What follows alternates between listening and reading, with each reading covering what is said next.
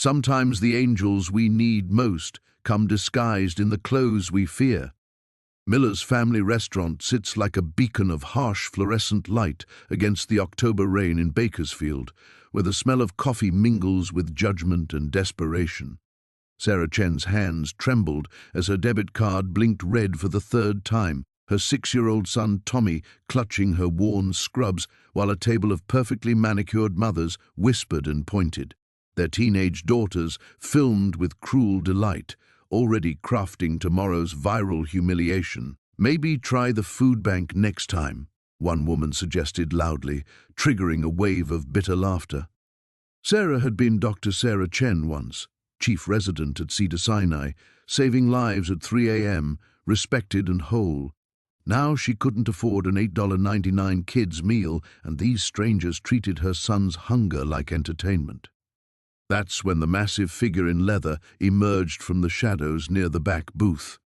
Marcus Reaper Valdez, 6'4" of tattooed intimidation, approached the counter with surprising gentleness, but it wasn't his size that silenced the room. It was something else entirely, something that defied explanation. As he quietly handed the cashier a $20 bill, Sarah caught sight of the intricate surgical scars covering his enormous hands, and her breath caught. Could this Hell's Angel really be the ghost of her son's past? Before we jump back in, tell us where you're tuning in from, and if this story touches you, make sure you're subscribed, because tomorrow I've saved something extra special for you. The silence stretched like a held breath.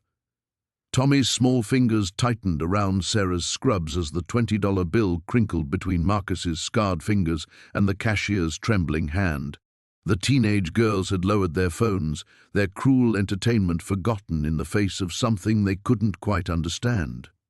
Sarah's medical training kicked in automatically, her eyes cataloguing the methodical precision of those scars, the way they traced patterns she recognized from countless hours in or 7, vascular repairs, nerve reconstructions, the kind of damage that ended careers, ended everything. Her breath caught as fragments of memory surfaced, a voice in the pediatric ICU 3 years ago, calm and steady as Tommy's heart monitor flatlined. "We're going to take good care of him, Dr. Chen. I promise." "Keep the change," Marcus said quietly, his voice carrying none of the rough edge she'd expected. The cashier, barely 17 with acne scars and a name tag reading Kevin, nodded frantically and began preparing Tommy's meal with newfound urgency. The soccer moms had gone silent, their earlier venom replaced by an uncomfortable awareness that their entertainment had shifted into something beyond their understanding. One woman, blonde highlights perfectly maintained despite the rain, clutched her designer purse and whispered urgently to her companion about leaving, but none of them moved. They were transfixed by the impossibility of the moment, a Hell's Angel buying dinner for a struggling mother in worn scrubs. "Mommy?" Tommy tugged at her sleeve. "Why is everyone staring?" Sarah knelt to his level, her knees protesting against the restaurant's cold linoleum. At 34, her body already carried the weight of too many double shifts, too many nights sleeping in hospital break rooms when she couldn't afford gas money to drive home to their studio apartment. "They're just surprised, baby. Sometimes grown-ups get surprised by kindness." She stood slowly, watching Marcus's back as he returned to his booth in the corner. Even in the harsh fluorescent lighting, she could see the careful way he moved, compensating for old injuries, protecting damaged joints. A surgeon's body, broken and rebuilt, just like her own soul. The booth he'd chosen wasn't random, she realized. It offered clear sight lines to the entire restaurant while keeping his back to the wall. Military training or street wisdom, possibly both. A folded newspaper lay beside a cup of black coffee that had probably gone cold hours ago. He'd been watching, waiting. But for what? Kevin approached with Tommy's meal, chicken tenders and apple slices arranged with unusual care. "Here you go," he said softly, his earlier indifference replaced by something approaching reverence. The entire staff had witnessed the exchange, and word was spreading through the kitchen in urgent whispers. "Thank you," Sarah managed, accepting the plastic plate with hands that barely trembled now. She guided Tommy to a booth near the window, where rain traced chaotic patterns against glass that hadn't been properly cleaned in weeks. The familiar weight of pride and shame battled in her chest, gratitude for her son's dinner warring with the humiliation of needing charity from a stranger. The blonde woman finally found her voice. "Come on, girls, we should go." Her daughter, maybe 16, with the cruel beauty that came from never knowing real hardship, protested loudly about her unfinished milkshake, but her mother's urgency brooked no argument. They gathered their designer bags and organic smoothies, creating a small exodus that seemed to break the spell holding the restaurant captive. Other patrons began returning to their conversations, but the atmosphere had permanently shifted. Voices stayed lower, laughter came less easily, and more than one person glanced toward the corner booth where Marcus sat motionless, his presence a reminder that the world contained depths they hadn't anticipated. Tommy attacked his chicken tenders with 6-year-old enthusiasm, oblivious to the undercurrents of tension and recognition swirling around their table. "This tastes really good, Mom. Can we thank the nice man?" Sarah's gaze drifted toward Marcus's booth again. He was reading now, or pretending to, but she could feel his awareness of them like a physical presence. The surgical scars on his hands caught the light as he turned a page, and she found herself reconstructing the trauma that had created them. Crush injuries, probably. Something catastrophic enough to end a surgical career that had once saved her son's life. "Maybe in a little while, baby," she said, though every instinct screamed warning she couldn't quite articulate. This man had saved Tommy once before, but the Marcus Valdez she remembered had worn scrubs and spoken in measured medical terminology. This version, leather jacket, motorcycle boots, and eyes that had seen too much, represented something else entirely. The rain intensified against the windows, turning Miller's family restaurant into an island of fluorescent light in the California darkness.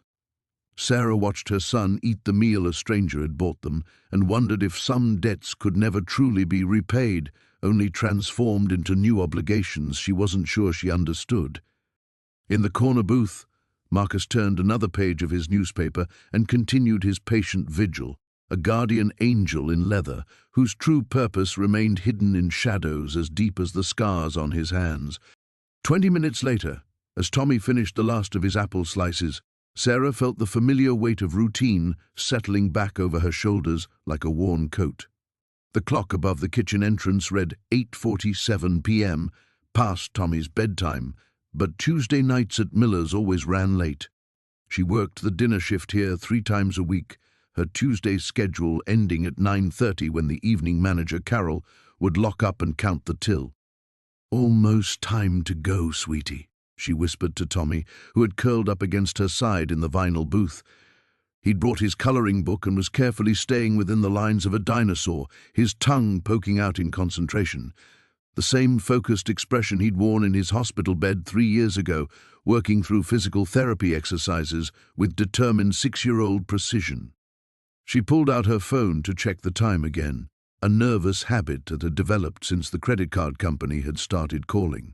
7 missed calls today, all from numbers she recognized. The electricity bill sat unopened in her purse alongside a notice from their landlord about late fees. Thursday was Tommy's follow-up appointment with his cardiologist, a routine check that cost $240, even with their bare-bones insurance plan. The math never worked. It hadn't worked for months, not since her hours at the diner got cut back and the medical billing company had transferred her student loans to a collection agency. 18 years of education, undergraduate at Stanford, medical school at UCSF, surgical residency at Cedars-Sinai, had left her qualified to save lives and utterly unprepared for the mathematics of survival at minimum wage. Sarah glanced around the restaurant, taking inventory of her small kingdom of Friday night regulars and Tuesday evening stragglers. The Hendersons in booth 4, retired teachers who came in twice a week and always left exactly 15%, counted to the penny. Mrs. Rodriguez by the window, who ordered the same grilled cheese and tomato soup every Tuesday and spoke to Sarah in rapid Spanish about her grandchildren. The college kids at table 7, who would sit for 3 hours over shared nachos, studying for midterms and leaving their textbooks scattered like fallen leaves. These people had become her world, this collection of fluorescent-lit encounters and small kindnesses. When Tommy got sick with the flu last month, Mrs. Rodriguez had brought them homemade chicken soup. When Sarah's car broke down in October, the Hendersons' son, a mechanic, had fixed it for the cost of parts. It was a fragile network of mutual dependence, held together by the understanding that everyone here was making do, getting by, surviving on the margins. But it wasn't enough. Not for Tommy's medical needs, not for the future she'd once imagined for them both. In quiet moments, washing dishes in the diner's tiny kitchen, walking to the bus stop after midnight, she allowed herself to remember what she'd lost. The satisfaction of successful surgeries, the respect in colleagues' voices, the financial security that had let her focus on healing instead of counting every dollar.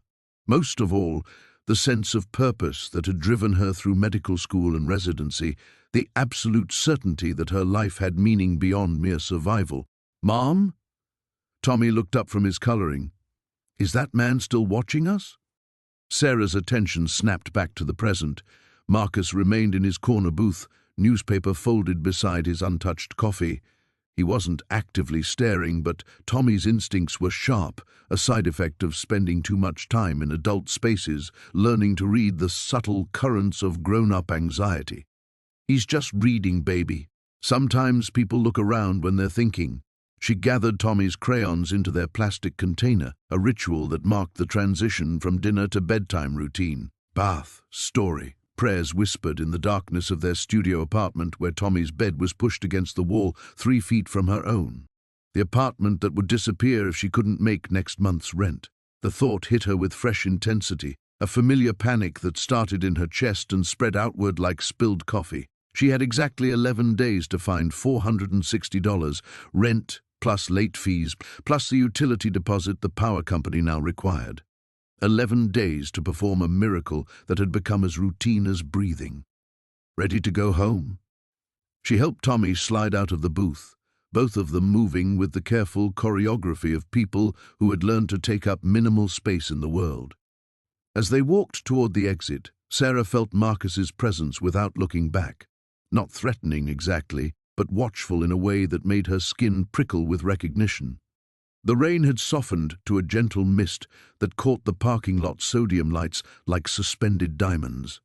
Sarah pulled Tommy's hood up and guided him toward the bus stop, where they would wait 15 minutes for the Route 12 that would carry them home to their small, precarious life. Behind them, Miller's family restaurant glowed against the California darkness, sheltering the routine that had become both her salvation and her cage. The bus shelter offered minimal protection from the Bakersfield night, its plastic panels cracked and tagged with graffiti that caught the streetlight in jagged shadows. Sarah checked her phone. 8:52 p.m. Route 12 wasn't due for another 13 minutes, assuming it ran on time, which it rarely did on Tuesday nights. Tommy pressed against her side, small and warm through his thin jacket, already drowsy from dinner and the day's careful navigation of their complicated world. "Mommy, I'm tired," he murmured, his head finding the familiar hollow of her shoulder. 6 years old and already accustomed to late nights, to waiting in places that smelled of rain and exhaust, to the rhythm of a life measured in bus schedules and shift changes. "I know, baby. Almost home." She wrapped her arm around him, feeling the delicate architecture of his ribs through the jacket. 3 years since his surgery, and she still found herself cataloguing his breathing, the steady rhythm that Dr. Marcus Valdez had restored in 7 during those terrifying hours when Tommy's future hung in surgical balance. The sound of motorcycle boots on wet asphalt made her look up. Marcus approached slowly, his massive frame moving with that careful precision she'd noticed in the restaurant. In the sodium light, his scars were more pronounced, a roadmap of trauma that spoke to experiences she could only guess at. He stopped 10 feet away, respecting the invisible boundary that existed between strangers in the night, but close enough that his presence filled the shelter's cramped space. "Route 12's running 20 minutes late tonight," he said, his voice carrying the same quiet authority she remembered from the pediatric ICU. Accident on Truxton Avenue. Sarah's hand instinctively tightened around Tommy, protective instincts warring with recognition. How do you... Scanner. He gestured toward his motorcycle parked beneath the restaurant's overhang, a massive Harley that gleamed despite the weather. Old habit.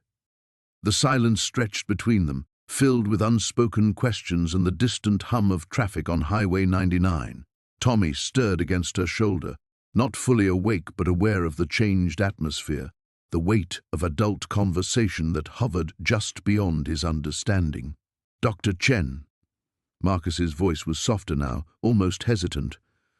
I wasn't sure if you recognized me. The formal address hit her like a physical blow. 3 years since anyone had called her doctor, since she'd been anything more than Sarah the waitress.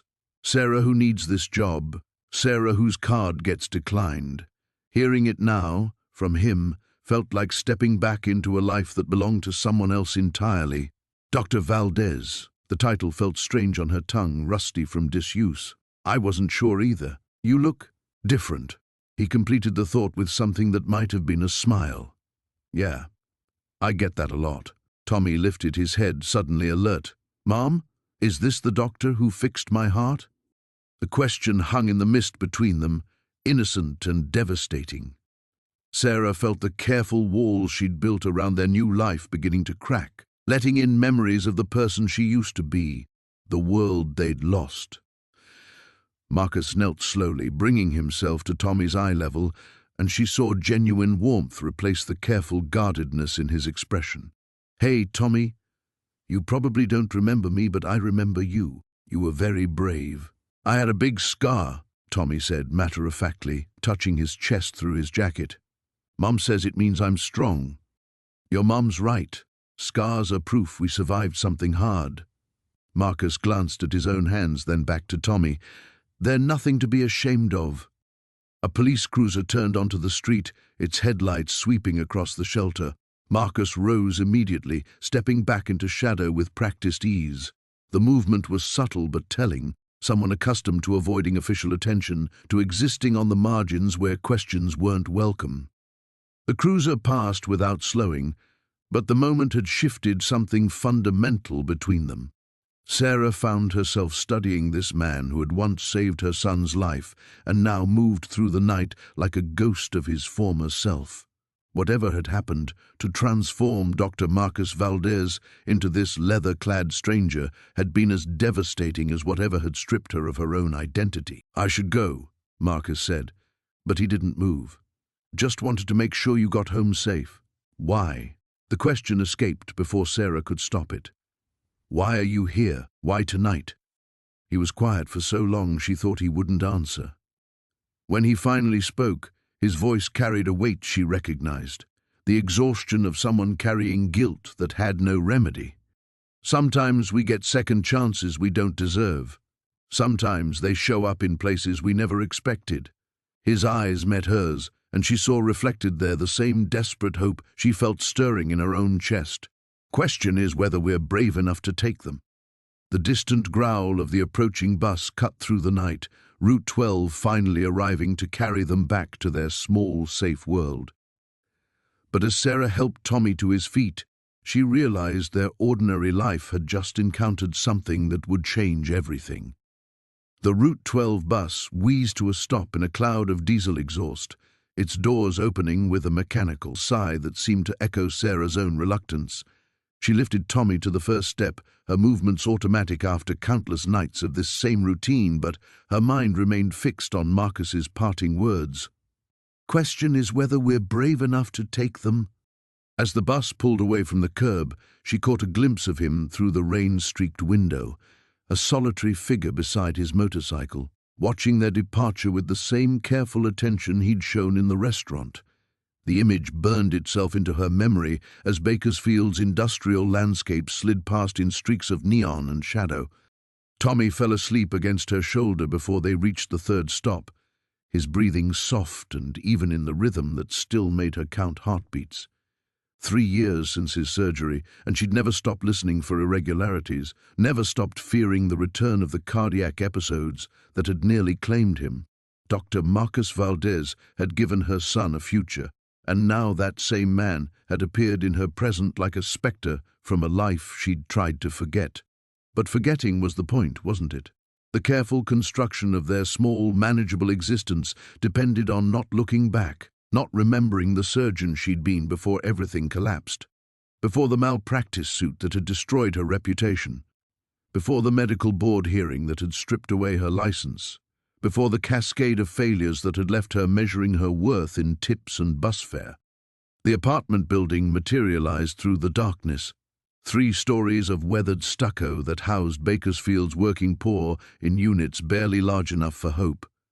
Sarah carried Tommy up 2 flights of stairs that smelled of industrial cleaner and other people's cooking, her keys ready before they reached their door. Home was 320 square feet of safety, purchased with 12 hours of daily vigilance and the absolute certainty that she could ask nothing from the world except what she could earn with her own hands. She settled Tommy into his narrow bed without waking him, pulling the second-hand comforter up to his chin. In sleep, he looked impossibly young, his face soft with dreams that didn't include late-night buses and declined credit cards. This was what mattered: his safety, his health, the quiet routine that kept them both anchored in a world that had proven capable of destroying everything she'd once believed about herself. But as she changed into pajamas worn thin from washing, Sarah felt the weight of Marcus's recognition settling around her shoulders, like a mantle she'd thought safely buried. He'd called her Dr. Chen, not Sarah the waitress or the woman whose card got declined, but by the title she'd earned through 18 years of education and sacrifice, the identity she'd spent 3 years trying to forget because remembering hurt too much. She moved to the kitchen, 3 feet of counter space and a refrigerator that hummed too loudly, and made herself a cup of tea with a bag she'd already used twice. The ritual was soothing, a small comfort that cost almost nothing, but tonight the familiar motions couldn't quiet the questions Marcus had awakened. What had transformed him from the confident pediatric surgeon she remembered into the leather-clad stranger who moved through shadows and monitored police scanners? His hands had borne the evidence of serious trauma, injuries that would have ended his surgical career as definitively as her malpractice suit had ended hers. They were both casualties of their former lives, refugees from the medical world that had once defined them completely. The difference was that he'd found her, had sought her out deliberately, though she couldn't imagine why. Her fall from grace had been public and humiliating, splashed across medical journals and local news when the lawsuit settled. She'd become a cautionary tale, the promising surgeon whose momentary lapse in judgment had cost a patient's life and her own career. Everyone in their former circle knew what had happened to Dr. Sarah Chen. But Marcus's disappearance had been different. One day, he'd been the rising star of pediatric cardiac surgery at Bakersfield Memorial. The next, his office was empty, and his colleagues were offering careful non-answers about personal leave. She'd been too consumed with her own destruction to investigate, but now she wondered what catastrophe had been powerful enough to drive him into the margins where she'd found her own refuge. Sometimes we get second chances we don't deserve. The words echoed in the apartment's silence, dangerous and seductive. Second chances implied the possibility of redemption, of reclaiming something precious that had been lost. But Sarah had built her survival on accepting that some losses were permanent, that safety lay in asking for nothing more than what she could control, absolutely. She looked toward Tommy's sleeping form, her anchor and her reason for every choice she'd made since their world imploded. He was safe here, in their small life measured in bus schedules and carefully counted dollars, whatever Marcus represented, hope, temptation, or simply the ghost of who she used to be, it threatened the delicate equilibrium that kept them both afloat. Some doors, once closed, were meant to stay that way. But as Sarah sat at her tiny kitchen table, cradling the lukewarm tea between her palms, she couldn't escape the image of Marcus's scarred hands paying for Tommy's meal. Those hands had once performed miracles. She'd watched them suture Tommy's tiny heart with precision that bordered on artistry. Now they bore the marks of some terrible trauma. Yet they'd moved with the same gentle certainty when he'd placed that 20 on the restaurant counter. Her phone buzzed against the table's scratched surface. A text from an unknown number. The Riverside Clinic downtown needs a medical consultant. Part-time, off the books. Are you interested? M. Sarah stared at the screen until the words blurred. The Riverside Clinic, she knew it by reputation, a free clinic that served Bakersfield's invisible population, undocumented immigrants, addicts, the chronically homeless, the kind of people who couldn't afford to ask questions about their doctor's credentials, who needed healing more than they needed paperwork. Her fingers trembled as she typed, "I don't have a license."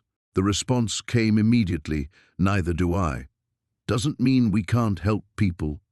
The phone grew heavy in her hands. For 3 years she'd convinced herself that her medical knowledge was a liability, a reminder of everything she'd lost. She'd buried her training beneath layers of careful numbness, telling herself that Sarah the waitress was safer than Dr. Chen had ever been. But Tommy's cardiologist appointment loomed on Thursday. $240 she didn't have for a checkup that would last 15 minutes. Another text, "Think about it. No pressure. But there are kids there who need someone who understands." Kids. The word hit her like a physical blow. She closed her eyes and saw them, the pediatric patients from her residency, their faces bright with the fearless trust the children gave to doctors. Before the lawsuit, before the nightmare that had consumed her life, she'd been good at earning that trust. She'd been good at healing. Tommy stirred in his sleep, making the small sounds that meant he was dreaming. Sarah moved to his bedside, smoothing his hair back from his forehead. His surgical scar was barely visible now, a thin line that spoke to Marcus's skill and her son's resilience. How many other children were out there, suffering in silence because they couldn't access the care they needed? The rational part of her mind catalogued the risks. Practicing without a license was a felony. Getting caught would mean prison time, deportation if they discovered she was here on expired documentation. But the deeper fear was more personal. What if she'd forgotten how to be a doctor? What if 3 years of pouring coffee and taking orders had eroded the knowledge she'd spent decades acquiring? Her laptop sat closed on the kitchen counter, unplugged to save on the electricity bill. She opened it now, watching the screen flicker to life with painful slowness. Her fingers found the keyboard automatically, muscle memory guiding her to medical journals she'd avoided for years. The latest research on pediatric cardiac procedures, new techniques for treating congenital abnormalities, breakthrough therapies she'd never learned. The knowledge came flooding back, differential diagnoses, treatment protocols, the complex decision trees that guided medical practice. It was all still there, dormant but intact, waiting to be awakened by the right catalyst, by children who needed healing and couldn't afford to care about her past mistakes. Sarah looked around their apartment, taking inventory of their small, safe world. The narrow bed where Tommy slept peacefully, the kitchen table where they shared breakfast before school, the careful routine that had protected them both from the chaos of their former life. This was what she'd fought to preserve, what she'd sacrificed everything to maintain. But preservation wasn't enough anymore. Not with Thursday's appointment looming, not with rent due in 11 days, not with Marcus's offer spreading before her like a bridge across an impossible chasm. She thought about the college students at Table 7, studying for midterms that would launch them toward futures full of possibility. When had she stopped believing that she and Tommy deserved possibilities too? Her phone buzzed again. "Marcus, the clinic opens at 8 a.m., 1247 Riverside Drive. If you decide to come, ask for Elena." Sarah stared at the address until it burned itself into her memory. Then she deleted the entire text thread, erasing the evidence of a choice she wasn't ready to admit she'd already made. Some thresholds couldn't be uncrossed once they were breached, and she'd spent 3 years learning to live safely within boundaries.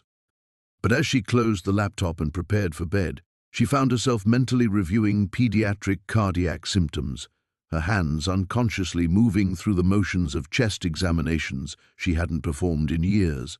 Tomorrow she would wake up as Sarah the waitress, pour coffee for the morning regulars and count her tips with desperate precision. Tonight, though, she allowed herself to remember what it felt like to be Dr. Sarah Chen.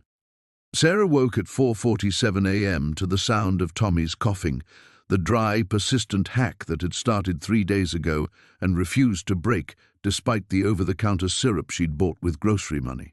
In the pre-dawn darkness of their apartment, she pressed her palm to his forehead, feeling the slight fever that made her stomach clench with familiar terror.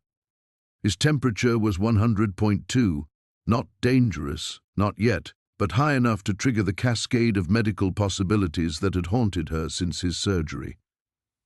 Upper respiratory infection, post-viral bronchitis, or something worse, something cardiac-related that would require the Thursday appointment she couldn't afford.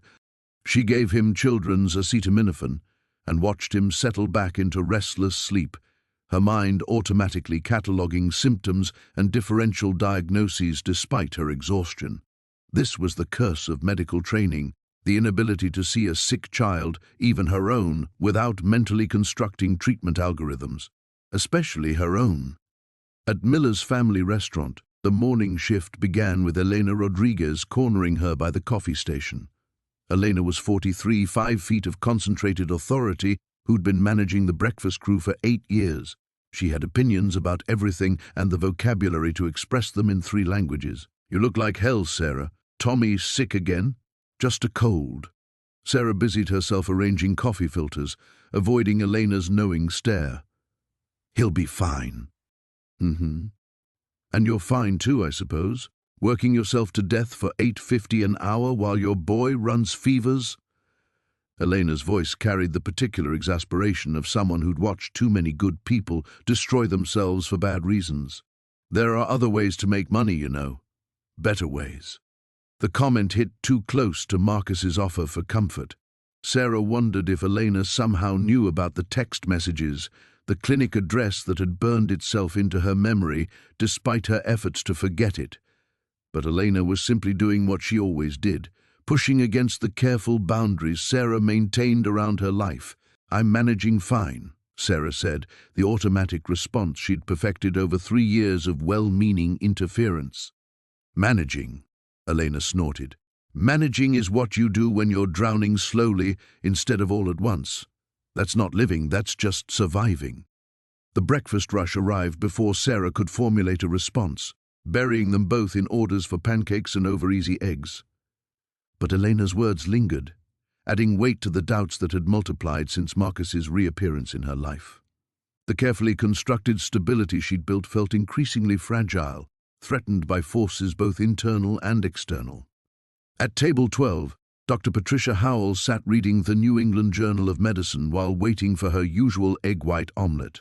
Dr. Howell was everything Sarah had once aspired to be: Chief of Internal Medicine at Bakersfield Memorial, respected in her field, secure in her professional identity.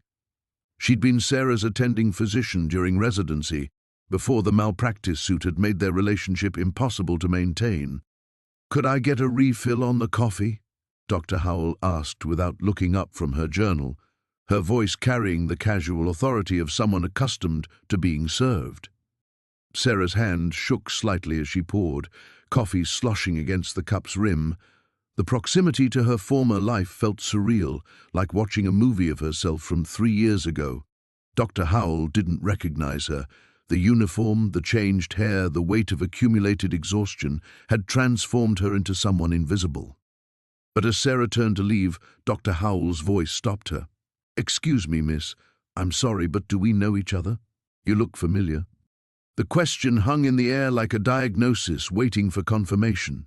Sarah felt the careful walls of her assumed identity beginning to crack, threatening to expose the person she'd buried beneath layers of protective numbness. "I don't think so," Sarah managed, her voice steady despite the earthquake happening in her chest. "I have one of those faces." Dr. Howell studied her for another moment before nodding dismissively. "My mistake. The coffee's perfect, thank you." Sarah escaped to the supply closet, her breathing shallow and rapid. 3 years of invisibility nearly shattered by a chance encounter with her past. This was why she'd built boundaries, why she'd chosen the margins where former trauma surgeons didn't accidentally bump into their previous lives. Her phone buzzed. A text from the school nurse: "Tommy's fever is 101.5. Can you pick him up?" The world tilted sideways. Fever climbing despite medication, the cough worsening, symptoms that could indicate anything from a simple virus to something requiring immediate intervention. Sarah thought about the $47 in her checking account, the insurance card that barely covered basic care, the Thursday appointment that might as well have been on Mars for all her ability to afford it. Elena appeared in the closet doorway. "Go, get your boy. We'll cover your tables. I can't afford to leave early."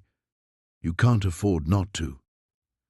Elena's expression was fierce with maternal protectiveness. "Some things matter more than money, Mija. Your son is one of them." As Sarah untied her apron with trembling fingers, Marcus's words echoed in her memory. "Sometimes we get second chances we don't deserve." Maybe Elena was right. Maybe survival wasn't enough anymore.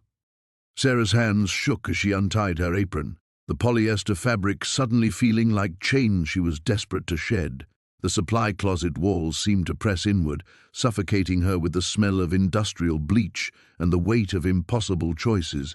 Tommy's fever climbing, her bank account nearly empty, and Marcus's offer burning in her memory like a beacon in the darkness. Elena stepped aside as Sarah pushed past, her movements jerky with suppressed panic.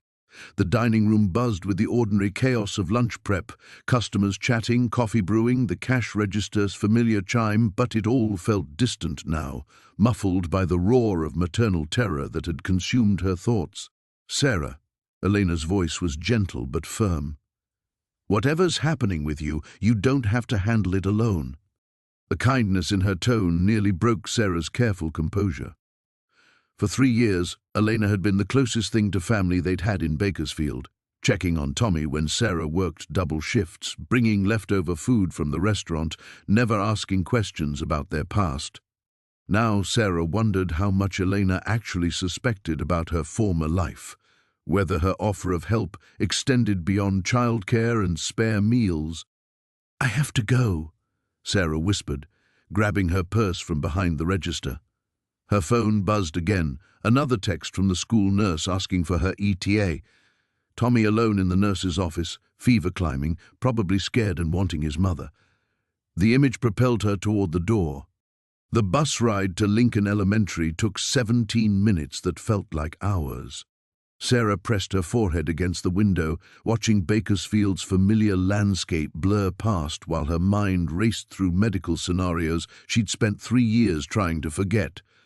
Tommy's cardiac history made every illness a potential crisis, every fever a reminder of how quickly their carefully constructed stability could collapse. She found him curled on the nurse's office cot, his face flushed and eyes glassy with fever.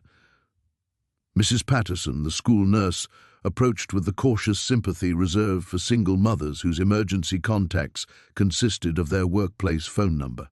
"His temperature spiked about an hour ago," Mrs. Patterson explained quietly. "He's been asking for you." Sarah knelt beside the cot, pressing her palm to Tommy's forehead with practiced precision. 102.1, maybe higher. The fever had broken through the acetaminophen barrier, suggesting either viral persistence or something more serious. His breathing was slightly labored, consistent with upper respiratory involvement, but she needed a stethoscope to rule out cardiac complications. "Mummy?" Tommy's voice was small and scratchy. "My chest hurts." The words hit her like a physical blow. Chest pain in a 6-year-old with complex cardiac history could indicate anything from muscle strain to arrhythmia. Sarah's medical training kicked into overdrive, her hands automatically moving to assess pulse and respiration, while her conscious mind struggled with the limitations of her current reality. "Where does it hurt, baby?" she asked, keeping her voice steady despite the panic clawing at her throat. Tommy's small hand moved to his sternum, directly over his surgical scar. "It feels tight, like something's squeezing." Sarah's blood turned to ice. Chest tightness in post-surgical cardiac patients warranted immediate evaluation. the kind that required emergency rooms and specialists and insurance authorizations she couldn't afford. The Thursday appointment suddenly seemed criminally inadequate. Tommy needed assessment now, not in 3 days. "I'm going to take you home," she said, helping him sit up slowly. "We'll get you feeling better, I promise." But as they walked to the bus stop, Tommy's hand clutched in hers. Sarah felt the weight of her limitations crushing down like a physical force. She was a former trauma surgeon, reduced to giving children's Tylenol and hoping for the best. All that knowledge, all those years of training, rendered useless by bureaucracy and financial constraints. Her phone buzzed. A text from Marcus' offer still stands. "The clinic has pediatric equipment. Real equipment." Sarah stared at the message until the words blurred. Marcus somehow knew about Tommy's fever, about her desperate need for medical resources she couldn't access through legitimate channels. Either he was monitoring them more closely than she'd realized, or Elena had been in contact with him. The thought should have terrified her, but instead she felt a dangerous surge of hope. On the bus, Tommy dozed against her shoulder while she wrestled with the impossible mathematics of their situation. The emergency room would cost thousands they didn't have.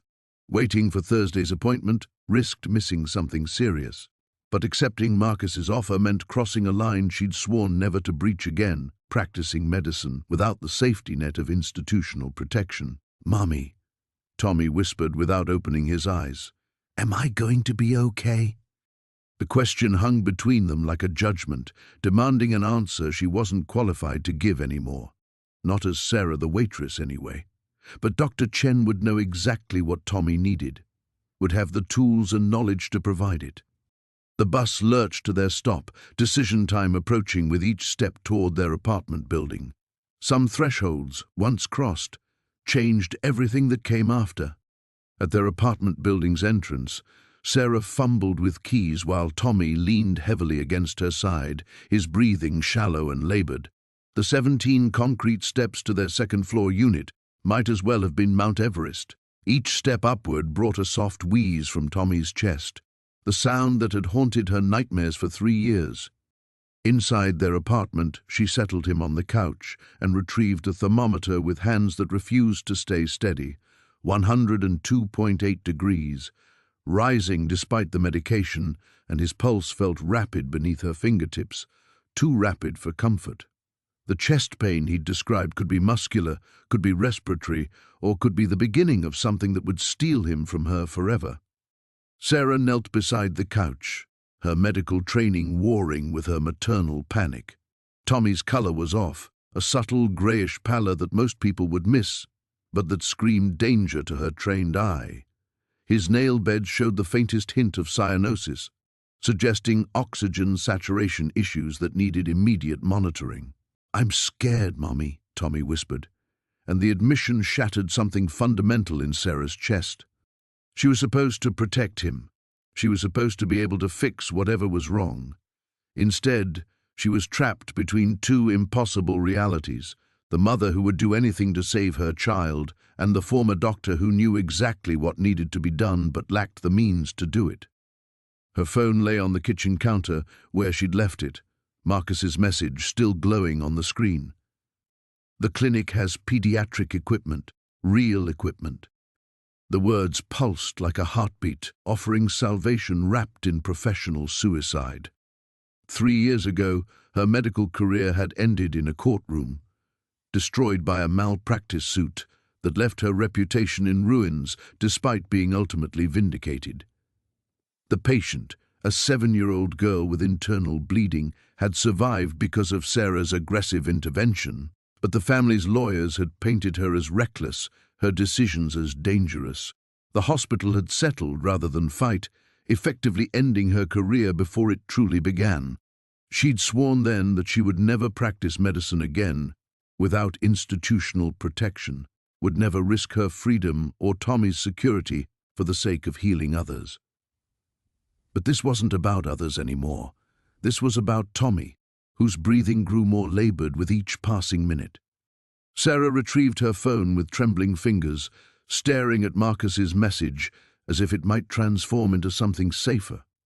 something that wouldn't require her to resurrect the professional identity she'd buried. But time was a luxury they didn't have, and Tommy's welfare trumped every other consideration. The address, 1247 Riverside Drive, was burned into her memory from the night before. A 15-minute drive from their apartment, assuming she could find someone to take them. Their broken-down Honda had died 6 months ago, another casualty of their financial freefall. "Tommy," she said, keeping her voice steady despite the chaos in her head, "we're going to see someone who can help you feel better. A doctor who has special equipment." "Dr. Marcus?" Tommy's eyes brightened slightly. Despite his illness, he remembered the mysterious biker who'd appeared at the restaurant, the man whose gentle hands had once saved his life. "Yes, baby. Dr. Marcus." Sarah called a taxi with money she didn't have, knowing the ride would consume most of her remaining cash. As they waited outside, Tommy wrapped in blankets against the October chill, she felt the last of her carefully constructed boundaries crumbling. The woman who poured coffee and counted tips was disappearing, replaced by someone she'd thought was gone forever. The taxi pulled up, a battered sedan that had seen better decades. The driver, a middle-aged man with kind eyes, took one look at Tommy's flushed face and waved away Sarah's attempt to discuss payment up front. "Get the boy in," he said simply. "We'll figure out the rest later." During the ride, Sarah held Tommy against her chest, feeling his heart rate through his thin frame. Too fast, too irregular, the rhythm that had terrorized her since his surgery. She'd learned to live with the constant fear that his repaired heart might fail, that Marcus's surgical miracle might prove temporary. Now that fear crystallized into immediate crisis. The clinic appeared like a mirage on Riverside Drive, a converted warehouse with tinted windows and no identifying signage. Nothing about the building suggested medical facility, yet something about its stark functionality reminded her of the field hospital she'd read about in medical journals. Places where healing happened outside the traditional system, where bureaucracy yielded to pure necessity.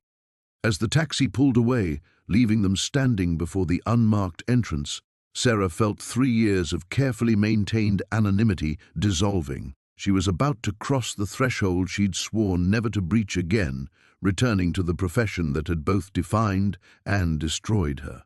Tommy's hand found hers, small fingers gripping with surprising strength. "Are you going to be my doctor again, Mummy?" The question hung in the air between them, demanding an answer that would change everything. Some transformations couldn't be undone once they began, and Sarah Chen was about to discover who she really was when everything else fell away. Sarah's finger pressed against the unmarked door's intercom button, the metallic click echoing in the empty parking lot like a gunshot. The silence that followed stretched endlessly, broken only by Tommy's labored breathing and the distant hum of traffic on Riverside Drive. Each second felt like a small death, hope bleeding away with every moment that passed without response. She pressed the button again, more urgently this time. "Please," she whispered to the tinted glass that reflected her desperate face back at her. "Please be here." Tommy swayed against her leg, his fever-bright eyes unfocused. His breathing had grown more shallow during the taxi ride, each inhalation a visible effort that sent ice through Sarah's veins.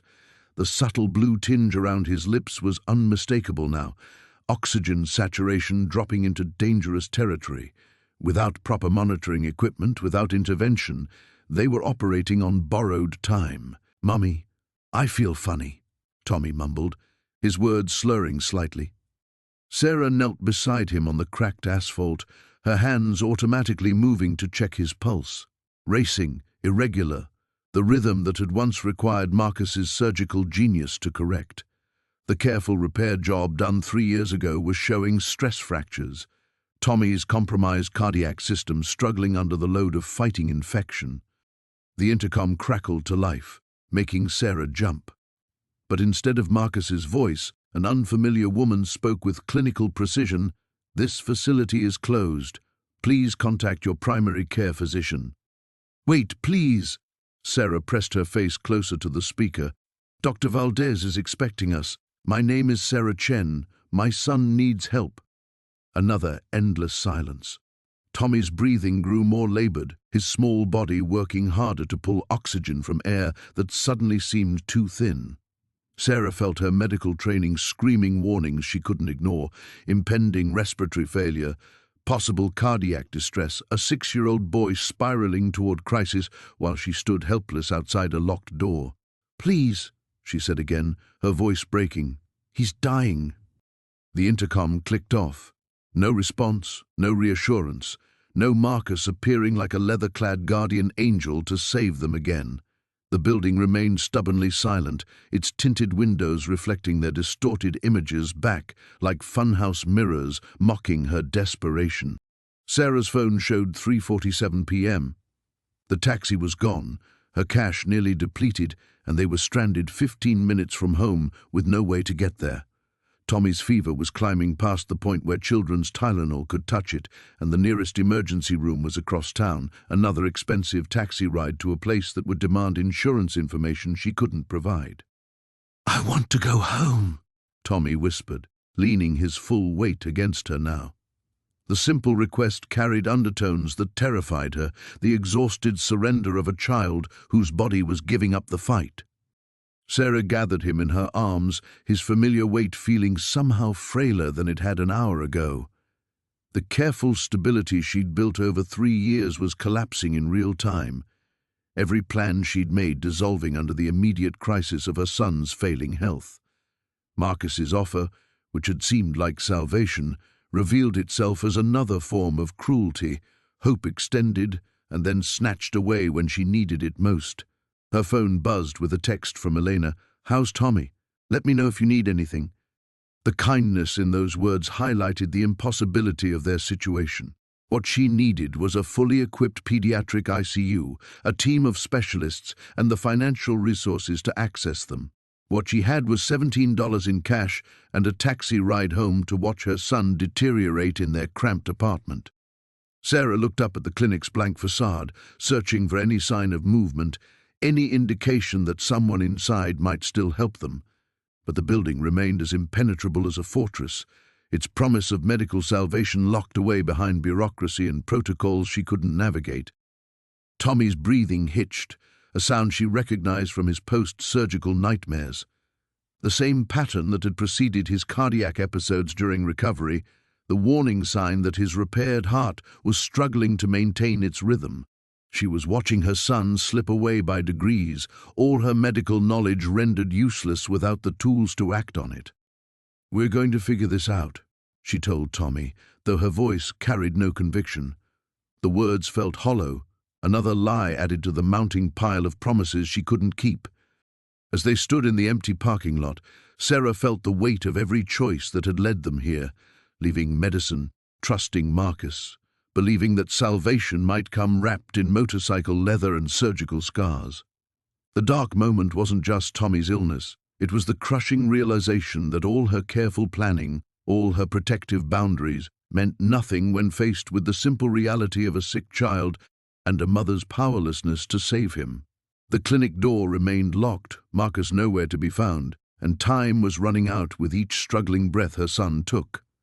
Sarah's hands shook as she fumbled for her phone, preparing to call another taxi they couldn't afford, when the clinic door opened with a soft pneumatic hiss. A woman in navy scrubs emerged, not the receptionist she'd expected, but someone whose movements carried the unmistakable confidence of surgical training. "Dr. Chen?" The woman's voice was crisp, professional. "I'm Dr. Lisa Morrison. Please bring Tommy inside immediately." Sarah stared, confusion mixing with desperate relief. "I don't understand." "The intercom—" "Security protocol," Dr. Morrison explained, already moving toward Tommy with practiced assessment. "Marcus had to step out for supplies, but he's been monitoring the situation. Your son's cardiac history makes this a priority case." The casual mention of Tommy's medical details should have alarmed Sarah, but his labored breathing overrode every other concern. She followed Dr. Morrison through the unmarked entrance into a space that defied every assumption she'd made about Marcus's mysterious clinic. The interior was a fully functional emergency medical facility disguised as an abandoned warehouse. State-of-the-art cardiac monitors lined one wall, their screens dark but ready. An examination table dominated the center of the space, surrounded by equipment that rivaled anything she'd used during her residency. 4 stands, defibrillation units, a portable ultrasound machine, everything necessary for immediate intervention. "How is this possible?" Sarah whispered, even as she helped Tommy onto the examination table. Dr. Morrison was already pulling on gloves, her movements efficient and familiar. Questions later. Right now, let's focus on Tommy. She looked directly at Sarah, recognition flickering in her eyes. "I know who you are, Dr. Chen. Your work at Presbyterian before the lawsuit was exceptional. We need that surgeon right now, not the waitress." The words hit Sarah like electricity. For 3 years, she'd hidden from her medical identity, convinced it was a liability that endangered Tommy's security. But watching Dr. Morrison prepare monitoring equipment with one hand while reaching for an oxygen mask with the other, Sarah felt something fundamental shift inside her chest. Tommy's oxygen saturation was reading 89%, dangerously low. His heart rate spiked irregularly on the monitor, the pattern she'd memorized during his post-surgical recovery. Without intervention, they were looking at respiratory failure within the hour. "His surgical history," Dr. Morrison said, not looking up from the monitors. "Marcus performed tetralogy of Fallot repair 3 years ago. Single-stage, complete correction. The fever is stressing his cardiovascular system." Sarah's medical training surged forward like water through a broken dam. Pulmonary regurgitation. The fever's increasing his metabolic demand while his repaired valve struggles to compensate. He needs echocardiogram to assess valve function, Dr. Morrison finished, already prepared. "But I need another pair of hands, experienced hands." The request hung between them like a bridge Sarah could either cross or burn forever. Her son lay unconscious on the table, his body fighting a battle she was uniquely qualified to assist with. 3 years of self-imposed exile suddenly seemed like criminal negligence in the face of Tommy's immediate need. Sarah moved to the hand sanitizer without conscious decision, her muscle memory taking over. The familiar burn of antiseptic against her palms felt like coming home after years in exile. She was pulling on gloves before she consciously chose to step back into medicine. "Tell me his current status," she said, her voice carrying authority she'd forgotten she possessed. "Heart rate 140, irregular rhythm consistent with his surgical history. Temperature 103.1, and climbing despite cooling measures. The concerning factor is the oxygen saturation drop. It suggests his cardiac output isn't meeting his body's increased demands." Sarah's hands found Tommy's wrist, feeling for the pulse she'd monitored obsessively during his recovery. The irregular flutter beneath her fingertips told a story her medical training could read like text. A repaired heart working beyond its capacity, surgical corrections beginning to show stress. "The ultrasound," she said. "I need to see his valve function." As Dr. Morrison prepared the equipment, Sarah experienced a revelation that reordered everything she thought she knew about herself. For 3 years she'd believed leaving medicine was protecting Tommy, that her medical career was a threat to their stability. But standing here with her son's life in immediate danger, she realized the truth was exactly opposite. Her medical knowledge wasn't a liability, it was Tommy's greatest protection. She hadn't been safeguarding him by abandoning her surgical training. She'd been handicapping herself, removing her ability to truly care for the child who needed her expertise more than anyone. The waitress identity she'd constructed wasn't strength, it was cowardice. She'd been hiding from malpractice lawyers and professional judgment, while her son lived with a medical condition that required constant vigilance from someone who understood cardiac surgery. "Dr. Chen," Dr. Morrison said quietly, "your son needs his mother, but right now he needs the surgeon more." Sarah looked at Tommy's unconscious form, at the monitors tracking his struggling vital signs, and felt the last 3 years of careful anonymity dissolve completely. She wasn't Sarah the waitress anymore. She was Dr. Sarah Chen, and her son was dying. Everything had shifted. The revelation wasn't about Marcus or the mysterious clinic. It was about who she'd always been underneath the fear. Sarah's hands moved across the ultrasound controls with muscle memory that startled her. 3 years of exile hadn't erased the precision she'd developed during countless procedures, the unconscious competence that separated good surgeons from merely adequate ones. The probe glided across Tommy's chest as she angled for the perfect view of his repaired valve system. "There," she whispered, her voice carrying a confidence that felt both foreign and deeply familiar. The grainy black-and-white image on the monitor revealed what her medical training had already suspected: moderate regurgitation through Tommy's pulmonary valve, the surgical repair showing stress fractures under the fever's metabolic demands. Dr. Morrison leaned closer, studying the readings. "The valve function is compromised, but not critical. We can stabilize him here, reduce the fever load, and give his cardiovascular system time to recover." Sarah felt something unlock in her chest. Not relief, but recognition. This was who she was supposed to be, not the woman hiding behind coffee orders and forced smiles, but the surgeon who could read cardiac ultrasounds like sheet music, who understood the delicate choreography of a repaired heart struggling to maintain rhythm. "I'll need to monitor him personally through the night," Sarah said, then caught herself. The assumption that she would stay, that she belonged in this medical space, had emerged without conscious thought. "I mean, if that's possible, if you have the space." "Dr. Chen," Dr. Morrison's voice carried gentle amusement. "This facility exists specifically for cases like this. Practitioners who've been forced outside the traditional medical system but still have crucial skills to offer. You're not asking for charity. You're exactly where you belong." The words hit Sarah with unexpected force. For 3 years, she'd believed her place was in the shadows, that her medical knowledge was something to be hidden rather than celebrated.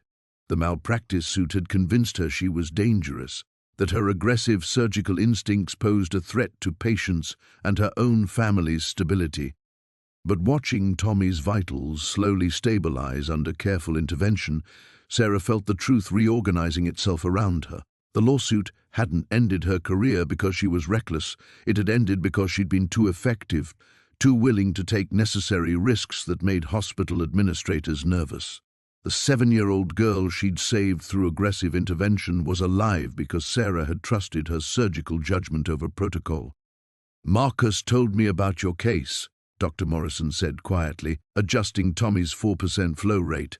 "Internal bleeding, midnight emergency surgery, split-second decision to operate despite institutional pushback. You saved that child's life. The family sued anyway." The words carried 3 years of accumulated bitterness. Even after she made a full recovery, they claimed I'd been too aggressive, that a more conservative approach would have been safer. Conservative approaches don't stop arterial bleeding at 2 in the morning when the attending surgeon is stuck in traffic and the child has minutes left. Dr. Morrison's voice carried the authority of someone who'd faced similar impossible decisions. "You did exactly what needed to be done." Sarah looked at Tommy's peaceful face, his breathing finally regular under supplemental oxygen. The blue tinge around his lips had faded, his heart rate settling into the irregular but manageable rhythm that had become their normal. Her medical intervention, swift, confident, absolutely necessary, had quite literally saved his life tonight.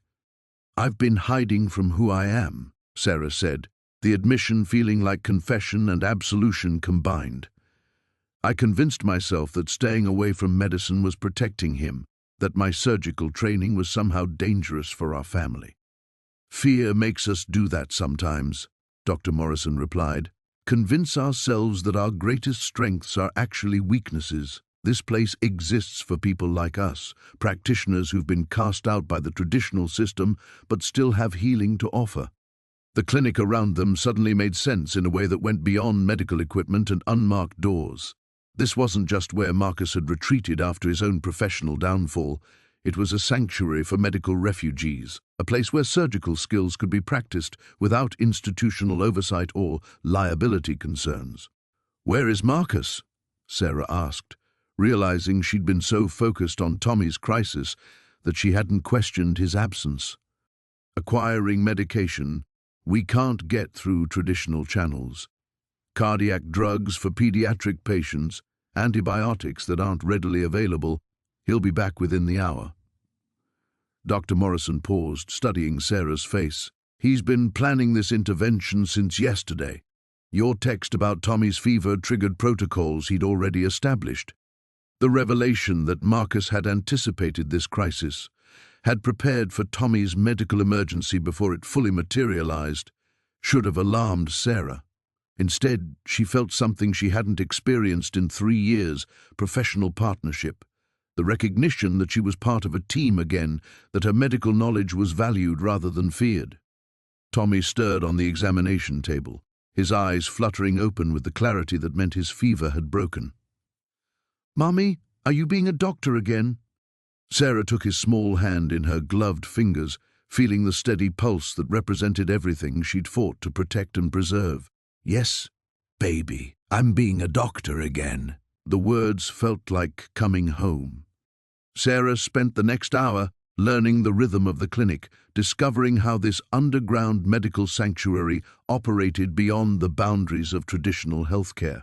Dr. Morrison guided her through patient files stored on encrypted drives, cases that read like a catalogue of the medically abandoned. Uninsured children with chronic conditions, undocumented workers afraid to seek treatment, former practitioners like herself who'd been cast out by the system they'd devoted their lives to serving. "We operate on referrals only," Dr. Morrison explained as Tommy dozed under careful monitoring. "Word spreads through networks most people don't know exist. Marcus has been building this for 2 years, ever since he disappeared from pediatric surgery." "What happened to him?" Sarah asked, adjusting Tommy's oxygen flow with the unconscious precision of someone returning to familiar territory. "Similar to your situation, but worse. Consequences." A hospital administrator questioned his surgical approach during a complex infant heart repair. Marcus proceeded anyway, saved the baby's life, but the political fallout destroyed him. The medical board investigation lasted 18 months. Even though he was eventually cleared, his reputation was finished. Sarah understood the weight of that particular destruction. In medicine, reputation wasn't just professional standing, it was the foundation that allowed surgeons to make life-or-death decisions with confidence. Once that trust was compromised, the psychological toll could be more devastating than any formal punishment. The clinic door opened with its soft pneumatic hiss, and Marcus entered carrying a canvas bag that spoke of careful procurement from sources Sarah didn't want to examine too closely. His leather jacket was spotted with rain, his expression shifting from general concern to focused relief as he saw Tommy's stable vitals on the monitors. "Status report," he said, moving to wash his hands with the efficiency of someone resuming interrupted responsibilities. "Moderate pulmonary regurgitation under fever stress," Sarah replied automatically. "We've stabilized the cardiac output, broken the fever, and he's responding well to intervention. Full recovery expected within 24 hours. Marcus paused, his hand still under the running water, and looked at her with something approaching wonder. "You're back." The simple observation carried more weight than any formal welcome. Sarah realized he was seeing her the way she'd begun seeing herself over the past few hours, not as a former surgeon hiding from her past, but as a medical practitioner who'd temporarily lost her way. The distinction felt profound. "I never really left," she admitted. "I just convinced myself that being a waitress was safer than being a doctor. But tonight, when Tommy needed someone who understood cardiac surgery, all my hiding suddenly seemed like the most dangerous thing I could have done." Marcus dried his hands, his expression thoughtful. "The question now is what comes next. This clinic exists in legal gray areas. We treat patients who fall through the cracks, sometimes using methods that wouldn't survive institutional scrutiny. It's necessary work, but it comes with risks." Sarah felt the weight of decision settling around her like a familiar surgical gown. For 3 years she'd made choices based on fear of lawsuits, fear of judgment, fear of losing the fragile stability she'd built for Tommy. But fear-based decisions had nearly cost her son's life tonight. When crisis arrived, all her careful hiding had been useless compared to 5 minutes of confident medical intervention. "The risks of practicing medicine underground," she said slowly, "versus the risks of pretending I'm not a surgeon when my son needs surgical expertise. It's not really a choice, is it?" "No," Marcus agreed. "It's not. But Sarah, if you commit to this path, there's no going back to the safety of anonymity. The people who destroyed our careers the first time, they don't forgive and they don't forget. They'll come for us eventually." Dr. Morrison looked up from adjusting Tommy's monitor settings. "They're already coming, Marcus. The questions about this clinic, the inquiries into our pharmaceutical sources. We're past the point where hiding is an option." The revelation should have terrified Sarah, but instead she felt something click into place with the satisfaction of a complex diagnosis suddenly becoming clear. The final confrontation Marcus referenced wasn't some distant possibility, it was an approaching certainty that would determine whether their underground medical sanctuary survived or whether they'd all be destroyed by the same institutional forces that had already derailed their careers once. "Then we need to be ready," Sarah said, her voice carrying the authority she'd rediscovered over the past few hours. "Not just medically, but legally and strategically. If they're coming for us, we meet them as practitioners who've been saving lives they couldn't save, treating patients they'd abandoned." Tommy stirred on the examination table, his hand reaching instinctively for his mother. Sarah took his fingers in hers, feeling the steady pulse that represented everything she'd fought to protect. But protection, she now understood, didn't come from hiding. It came from being competent enough, prepared enough, and determined enough to face whatever threatened the people you loved. The road back to medicine was also the road toward inevitable confrontation. Sarah found herself looking forward to both. The confrontation arrived at 6:47 a.m. with the synchronized precision of a military operation. Sarah was adjusting Tommy's 4 when the first black SUV pulled into the clinic's parking lot, followed immediately by 2 more vehicles that positioned themselves to block all exits. Through the reinforced windows, she could see figures in federal windbreakers moving with the calculated efficiency of people who'd executed similar raids dozens of times before. "DEA," Marcus said quietly, his voice carrying no surprise. "Right on schedule." Sarah felt her pulse spike, but not with the panic she would have expected. Instead, her mind shifted into the same hyperacute focus she'd experienced during emergency surgeries, time slowing, priorities crystallizing, every detail becoming surgically sharp. Tommy was stable, his vitals strong. The patients in the adjoining rooms were all past immediate crisis. Whatever happened in the next hour, they were medically prepared. Dr. Chen Marcus moved to stand beside her, his presence solid and reassuring. "Everything we've built over the past 2 years comes down to the next 60 minutes. They're not just here to shut us down, they're here to destroy us completely. Career termination, criminal charges, the permanent end of our ability to practice medicine anywhere." Sarah looked at her son, then at the monitors showing 3 other patients whose lives depended on the care this clinic provided.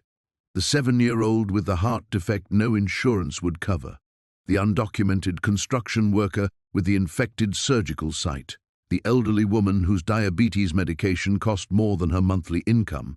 All of them would be transferred to emergency rooms that would stabilize and discharge them, sending them back to the same medical limbo that had nearly killed them before. "They can destroy our licenses," Sarah said, her voice steady despite the federal agents now surrounding the building. "They can file charges, seize equipment, shut down the clinic, but they can't change the fact that we've been saving lives they couldn't save." The front door's security system chimed once before going silent. Someone with federal override codes had bypassed their locks. Heavy footsteps echoed through the corridor, accompanied by the metallic sound of equipment being deployed. This wasn't a polite inquiry or routine inspection. This was a takedown designed to be overwhelming and final. Dr. Morrison appeared in the doorway, his expression grim but determined. "Lead agent is Jennifer Walsh, FDA Criminal Investigation Division. She's carrying warrants for illegal pharmaceutical distribution, unlicensed medical practice, and conspiracy to defraud federal healthcare programs. Sarah, they specifically named you as a target. The information should have terrified her, but Sarah felt something entirely different. A surgeon's calm that came from finally facing the crisis she'd been avoiding for 3 years. The malpractice suit, the forced exile, the months of hiding behind waitress uniforms had all been leading to this moment. They'd found her anyway, but now she had something she'd lacked 3 years ago, absolute certainty that her medical work was justified. "Tommy," Sarah said softly, leaning over her son, "Army has to go talk to some people. Dr. Morrison is going to stay with you, okay?" Tommy's eyes focused on her with the clarity that meant his fever had completely broken. "Are you in trouble for being a doctor again?" The question cut through all the complexity of federal investigations and professional politics. Sarah realized her answer would define not just the next hour, but the rest of both their lives. She could retreat into apology and compliance, accept whatever punishment allowed her to return to the safety of anonymity, or she could stand behind every decision that had brought them to this moment. "No, baby," she said, her voice carrying absolute conviction. "I'm not in trouble for being a doctor. I'm exactly where I'm supposed to be." The federal agents were in the main corridor now, their voices sharp with authority as they began securing the facility. Sarah could hear medical equipment being catalogued, files being seized, the systematic dismantling of the sanctuary that had saved Tommy's life just hours before. Marcus moved to the door, his expression resolute. "Dr. Chen, everything they're going to accuse us of, practicing without proper credentials, obtaining medication through irregular channels, operating outside institutional oversight, it's all true. Our only defense is the lives we've saved." Sarah felt the weight of decision crystallizing around her. For 3 years, she'd believed survival meant avoiding exactly this confrontation. But survival, she now understood, meant being competent enough to face whatever threatened the people who needed her medical expertise. "Then that's the defense we present," she said, moving toward the corridor where federal agents waited with handcuffs and criminal charges. "We don't apologize for saving lives. We don't retreat from practicing medicine. We prove that everything they've accused us of was not just necessary, but morally required." The final test wasn't about evading consequences. It was about whether she had the courage to defend the surgeon she'd always been, even when the entire federal healthcare system stood against her. Sarah walked toward the agents, her spine straight, ready to fight for medicine itself. Sarah emerged from Tommy's room to find the clinic's main corridor transformed into a federal command center. Agent Jennifer Walsh stood at the central workstation, her silver hair pulled back in a severe bun, directing a team of investigators who moved through the facility with methodical precision. When she saw Sarah approaching, Walsh's expression shifted into the predatory focus of someone who'd finally cornered her primary target. "Dr. Sarah Chen," Walsh said, her voice carrying the authority of someone accustomed to watching careers crumble at her words. "Former trauma surgeon, current fugitive from medical accountability. You've led us quite a chase." "I've been working as a waitress in Bakersfield," Sarah replied, her voice steady despite the federal agents cataloging evidence around them. "Hardly the behavior of a fugitive." Walsh smiled with cold amusement. "Waitressing was your cover story. But for the past 8 hours, you've been practicing unlicensed medicine in an illegal clinic, treating patients with controlled substances obtained through fraudulent channels. That makes you a federal criminal, Dr. Chen." Sarah felt the weight of the moment crystallizing around her like the seconds before a critical surgical decision. Every instinct screamed for her to deflect, to minimize her involvement, to protect the fragile safety she'd built for Tommy.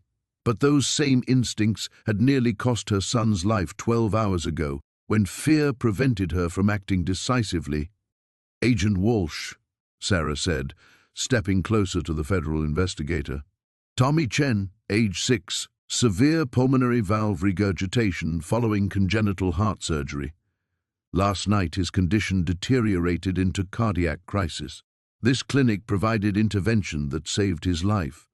Are you suggesting I should have let my son die to avoid violating federal medical licensing requirements? I'm suggesting, Walsh replied, her tone sharpening with prosecutorial precision, that you should have taken him to a legitimate emergency room where licensed physicians could have provided appropriate care. Instead, you chose to participate in a criminal conspiracy led by Marcus Valdez, another disgraced surgeon who's been operating this facility in direct violation of federal law. The accusation hung in the air between them, designed to force Sarah into defensive retreat. But watching federal agents dismantle the equipment that had stabilized Tommy's heart rate, Sarah felt something ignite that had nothing to do with self-preservation and everything to do with medical truth. Show me the legitimate emergency room that would have treated my son's condition, Sarah said, her voice carrying the authority she'd rediscovered over the past few hours. Show me the pediatric cardiac surgeon available at midnight for an uninsured child with a complex congenital defect. Show me the facility that wouldn't have stabilized him and discharged him with instructions to follow up with specialists we can't afford to see. Walsh's expression hardened. That's not how the system works, Dr. Chen. Exactly, Sarah replied, feeling the full force of 3 years' suppressed medical conviction flowing back into her voice. The system doesn't work for children like Tommy. That's why this clinic exists. That's why everything you're calling criminal conspiracy is actually medical necessity. Marcus appeared from the pharmaceutical storage area, flanked by 2 federal agents, but walking with the dignity of someone who'd made peace with inevitable consequences. His eyes met Sarah's across the chaotic corridor, and she saw in his expression the same surgical calm she felt settling over her own thoughts. Dr. Chen, Walsh said, following Sarah's gaze toward Marcus. Dr. Valdez has already confessed to obtaining controlled medications through illegal channels, practicing medicine without current licensing, and conspiracy to defraud federal healthcare programs. His cooperation could significantly reduce his sentence. The same offer extends to you, full cooperation in exchange for consideration during sentencing. Sarah looked at the federal agent, then at Marcus, then at the clinic around them that had become a sanctuary for medical refugees and abandoned patients. The offer Walsh presented was exactly what the frightened waitress from yesterday would have accepted, a path back to safety through compliance and contrition. But the waitress from yesterday hadn't spent the night remembering who she really was. Agent Walsh, Sarah said, her voice carrying absolute conviction. I'm Dr. Sarah Chen. I've been a surgeon for 10 years, and I've saved more lives than I can count. Last night, I used that expertise to save my son's life when the legitimate medical system you're here to defend had already failed him. If that makes me a criminal, then the real crime is a healthcare system that abandons children with complex medical needs. Walsh's expression shifted into something approaching disbelief. Dr. Chen, you're facing federal charges that could result in 15 years in prison. This is your opportunity to accept responsibility and minimize the consequences. Sarah felt the surgical calm that had carried her through countless life-or-death decisions settling around her like familiar armor. I accept complete responsibility, Agent Walsh, for every patient treated in this clinic, every medication prescribed, every life saved outside the boundaries of your regulations. And I'm prepared to defend every single decision in federal court. The confrontation she'd spent 3 years avoiding had finally arrived, and Sarah discovered she was exactly where she belonged. Walsh stepped back as if physically struck by Sarah's declaration. Around them, federal agents paused in their systematic dismantling of the clinic, sensing the shift in dynamic between their lead investigator and her primary target. The air thrummed with tension as Sarah's words hung in the fluorescent-lit corridor like a surgical challenge thrown down before the entire federal healthcare system. Dr. Chen, Walsh said, her voice tight with prosecutorial disbelief, you're choosing federal prison over cooperation. You're choosing to destroy your future over a misguided sense of medical martyrdom. Sarah felt something crystallize in her chest. Not fear, but the absolute clarity that came from finally understanding what victory actually required. For 3 years, she'd believed winning meant survival, protection, keeping Tommy safe through careful anonymity. But standing in this corridor surrounded by federal agents, watching them dismantle the sanctuary that had saved her son's life, she realized that real victory demanded something entirely different. "Agent Walsh," Sarah said, her voice carrying the authority of someone who'd made an irreversible decision. "I need to call my lawyer, and I need to arrange care for Tommy while I'm in federal custody." The words felt like stepping off a cliff, but not into darkness, into the fierce light of medical truth that had guided every important decision of her career. She was choosing federal prison over compromise, choosing prosecution over apology, choosing to defend underground medicine even when that defense would cost her everything. Marcus moved closer, his expression filled with something approaching awe. "Sarah, you understand what this means. They'll prosecute to the fullest extent. No plea bargains, no reduced sentences. They'll make an example of us to terrify any other physicians considering similar work." "I understand," Sarah replied, feeling the weight of sacrifice settling around her like surgical scrubs she'd never take off again. "But, Marcus, if we cooperate, if we apologize, if we accept their characterization of this work as criminal, what happens to the next Tommy? What happens to all the patients who need exactly this kind of intervention?" Walsh pulled out her phone, speaking in clipped tones to someone coordinating the federal response. Sarah caught fragments. "Subject refusing cooperation, proceed with full prosecution, make arrangements for the minor child."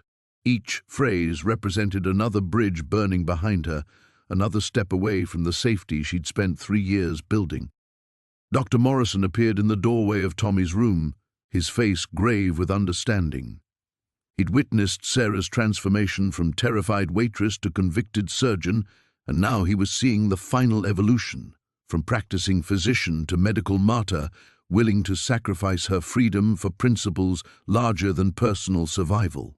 "Dr. Chen," Morrison said quietly, "Tommy's asking for you." He can hear the commotion. Sarah felt her heart clench with the cruelest irony of all.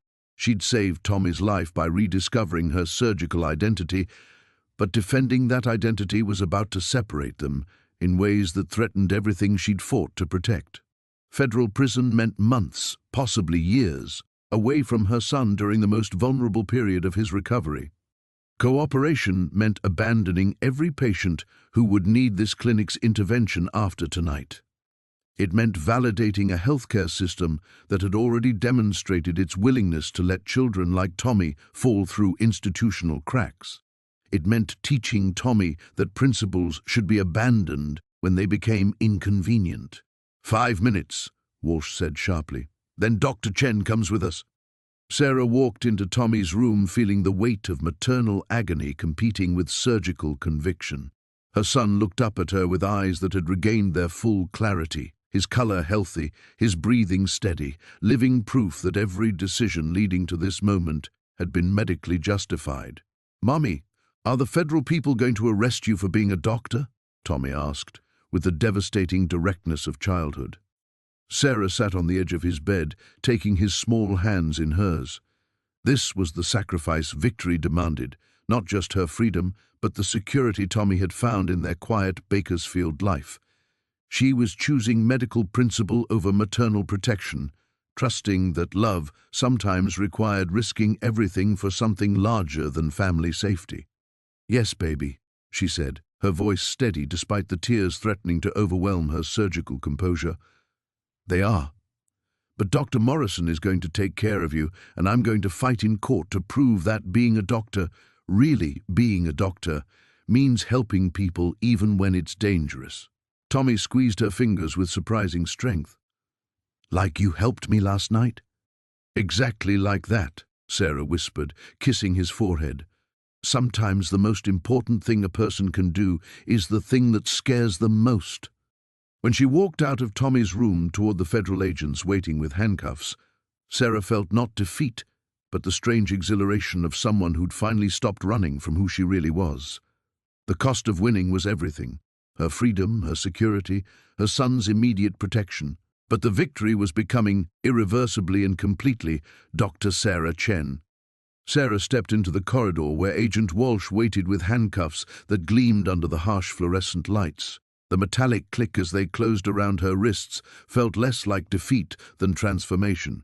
The final severing of every thread connecting her to the frightened waitress who'd fumbled for payment at Miller's family restaurant just 24 hours ago. "Dr. Sarah Chen," Walsh said formally, her voice echoing through the dismantled clinic. "You're under arrest for unlicensed medical practice, illegal pharmaceutical distribution, and conspiracy to defraud federal healthcare programs." The Miranda rights washed over Sarah like background noise as she watched federal agents seal evidence bags containing the medications that had stabilized Tommy's heart rate. Each confiscated vial represented not criminal conspiracy but medical necessity, the gap between what the system promised and what desperate families actually received. Marcus stood near the pharmaceutical storage area, already cuffed, his massive frame somehow diminished, but his expression resolute.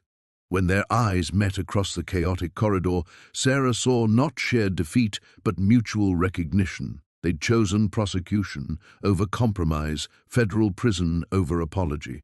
The reckoning they'd both been avoiding for 3 years had finally arrived, and they were facing it as the surgeons they'd always been. "Transport is ready," one of the agents announced, speaking into his radio with the efficiency of someone processing routine criminals rather than physicians who'd saved lives outside institutional boundaries.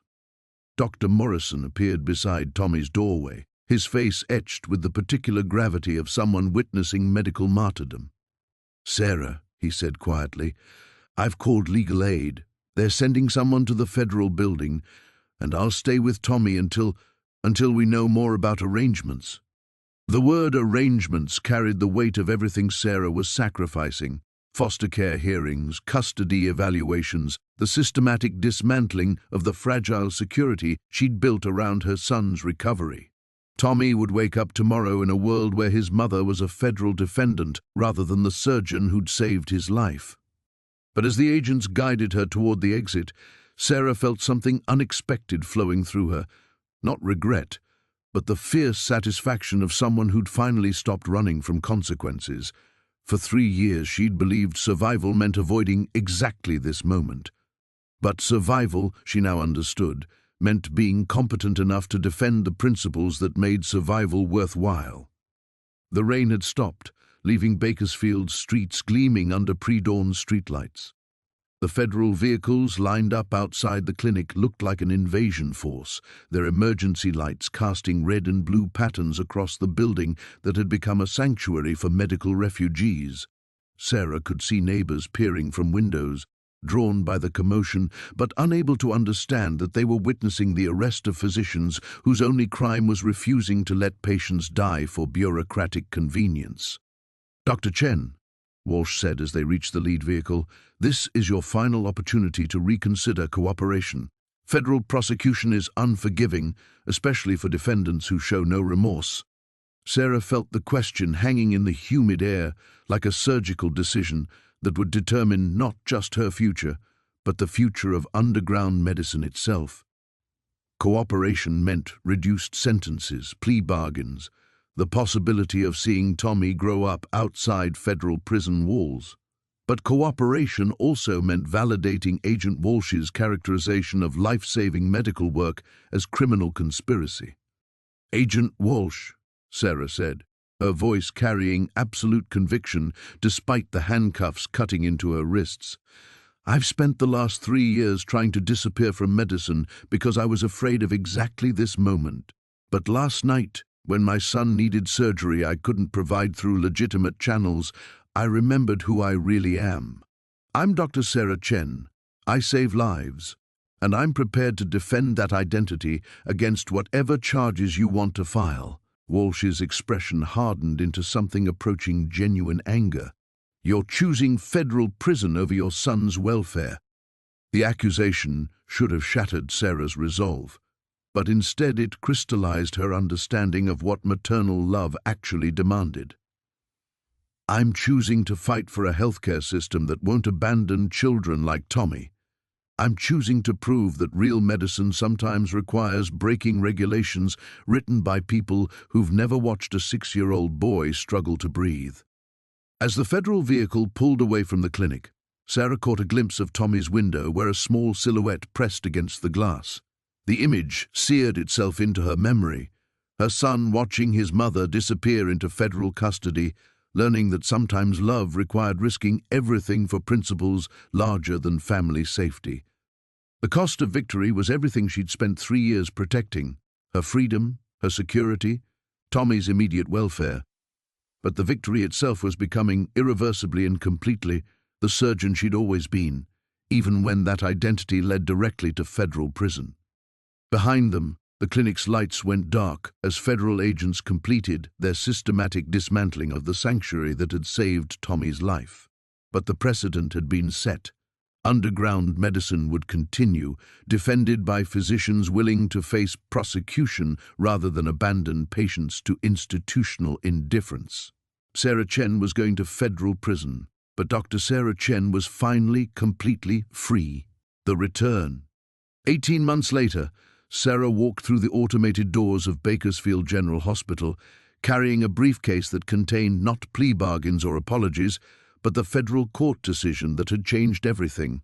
The marble lobby felt alien after the cinder block corridors of minimum security federal prison, but the antiseptic smell of industrial disinfectant triggered muscle memory so profound she had to pause beside the information desk to steady herself. The trial had become a watershed moment for underground medicine.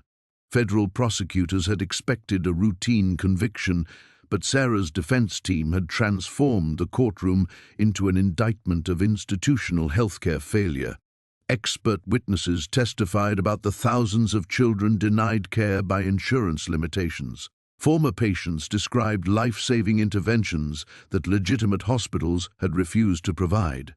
Tommy himself, now 7 and thriving, had testified via video link about the night his mother had saved his life using skills the federal government was prosecuting as criminal conspiracy. The jury had deliberated for 4 days before returning a verdict that stunned legal observers: not guilty on all federal charges, citing medical necessity as justification for practicing outside regulatory boundaries when institutional systems failed patients with life-threatening conditions. The decision had reverberated through medical communities nationwide, establishing legal precedent for physician-operated emergency clinics serving abandoned patient populations. But walking through these hospital corridors now, Sarah felt the deeper transformation that 18 months of federal prosecution had crystallized. She was no longer the terrified waitress who'd fumbled for payment at Miller's family restaurant, nor even the defiant defendant who'd chosen prison over compromise. She was Dr. Sarah Chen, returning to medicine not as a fugitive from her identity, but as someone who defended that identity before the highest levels of federal authority and emerged vindicated. Dr. Angela Martinez, Bakersfield General's new chief of emergency medicine, met her near the elevator bank. Sarah had followed Martinez's career from prison, a pediatric surgeon who'd left private practice to advocate for institutional reform, inspired partly by the precedent Sarah's case had established.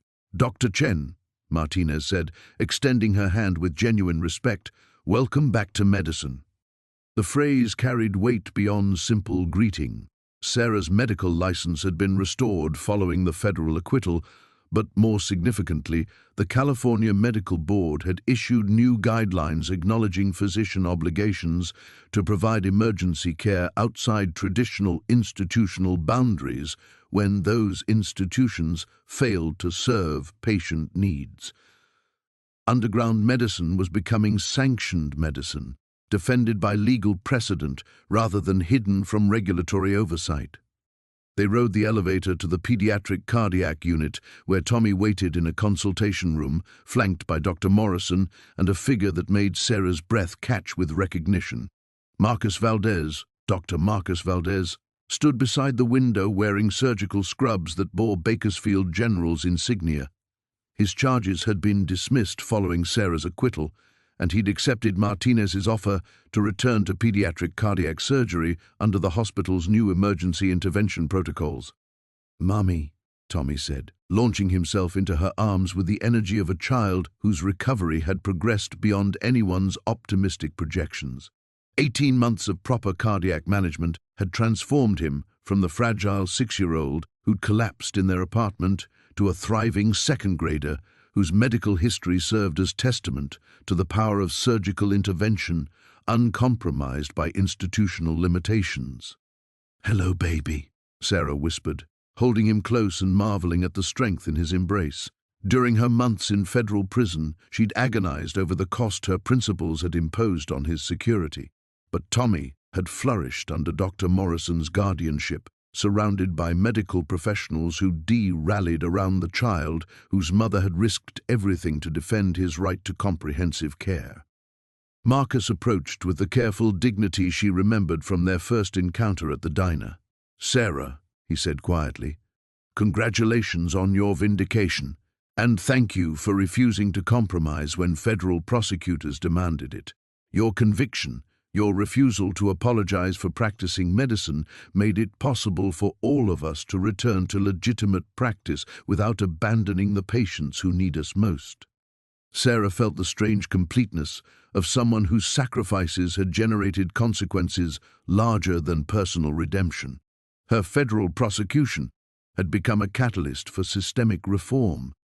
Underground clinics were emerging from shadows, defended by legal precedent and staffed by physicians who no longer had to choose between regulatory compliance and patient advocacy. The healthcare system hadn't been transformed overnight, but critical gaps were being addressed by professionals who'd been inspired by her willingness to face prosecution rather than abandon medical necessity. "Tommy," Dr. Martinez said, "would you like to see the new emergency pediatric unit? Dr. Valdez designed it specifically for children who need immediate cardiac intervention." As they walked through corridors that hummed with purposeful medical activity, Sarah realized this was what victory actually looked like. Not the dramatic courtroom vindication or the restored medical license, but the ordinary miracle of practicing surgery without apology, treating patients without institutional barriers, raising her son in a world where medical expertise served human need rather than regulatory convenience. She was Dr. Sarah Chen, returned to the world she'd never really left, changed by understanding that some identities were worth defending against any cost. The new beginning. 2 years after walking through those hospital corridors as a vindicated defendant, Sarah stood in the surgical bay of the Chen Valdez Emergency Cardiac Center, her hands steady as she guided a suture through the delicate tissue of a 7-year-old's heart. The operation was routine now, the kind of life-saving intervention that had once required federal prosecution to defend, now performed under the full protection of institutional support and legal precedent. Through the observation window, she could see Tommy in the family waiting area, his homework spread across a table as he worked on a science project about the circulatory system. At 9, he'd grown tall and strong, his own surgical scars barely visible beneath the Bakersfield Little League jersey he wore with unconscious pride. He came to the center after school most days, as comfortable in this medical environment as other children were in playgrounds. "Final suture placement," Sarah announced to the surgical team, her voice carrying the quiet authority of someone who'd defended her right to speak these words before federal judges. The monitors showed stable rhythms, steady vitals, the successful completion of another procedure that had once seemed impossible outside underground clinics. Marcus appeared in the doorway as she completed the closure, his massive frame now familiar in surgical scrubs rather than leather and denim. His transformation had been as complete as her own, from the mysterious biker who'd paid for a child's meal to Dr. Marcus Valdez, whose innovative cardiac techniques had saved hundreds of children in the 2 years since their joint vindication. "Clean repair," he observed, studying the monitors with professional appreciation. "Mrs. Hendricks will be relieved. She's been terrified since the diagnosis." Sarah felt the deep satisfaction that came from practicing medicine without compromise or apology. Mrs. Hendricks had brought her daughter here because their insurance had denied coverage for the specialized cardiac surgery, deeming it experimental despite clear medical necessity. 2 years ago, that denial would have meant watching a child deteriorate while bureaucratic appeals wound through administrative channels. Now, it meant immediate intervention in a facility designed specifically for patients abandoned by institutional limitations. The Chen Valdez Center had become a model for emergency medicine nationwide, funded by a combination of federal grants, private donations, and the legal settlement from Sarah's wrongful prosecution. Medical students from across the country competed for residency positions here, drawn by the opportunity to practice medicine uncompromised by insurance restrictions or regulatory obstacles. But walking to the recovery area where her young patient was beginning to wake, Sarah understood that her truest transformation wasn't professional. It was personal, the evolution from someone who'd hidden from her identity to someone who'd risked everything to defend it, then built something larger from the consequences of that defense. "Mummy, did the surgery go okay?" Tommy asked, looking up from his homework as she entered the waiting area. He'd learned to read surgical outcomes from her expressions, his own experience with cardiac intervention making him surprisingly sophisticated about medical procedures.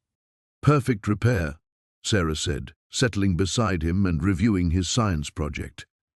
The diagram he'd drawn showed the precise anatomical structures she'd just operated on, his understanding of cardiac function enhanced by personal experience and daily exposure to cutting-edge medical practice. "Mrs. Hendricks' daughter is going to be fine." Tommy smiled with the satisfaction of someone who understood the magnitude of that simple statement. "Like me," he said, returning to his homework with the casual confidence of a child who'd never doubted his mother's ability to save lives when they needed saving. Dr. Martinez appeared from the administrative wing, carrying quarterly reports that documented the center's expanding impact. In 2 years, they'd performed over 3,000 procedures that traditional hospitals had deemed too risky, too experimental, or too expensive for insurance coverage. Their success rates exceeded national averages, their patient satisfaction scores were unprecedented, and their legal precedent had inspired similar facilities in 12 other states. "Sarah," Martinez said, settling into the chair beside them, "I just received confirmation. The American College of Surgeons wants to present you with their humanitarian award next month. The citation specifically mentions your willingness to face federal prosecution rather than abandon patient care."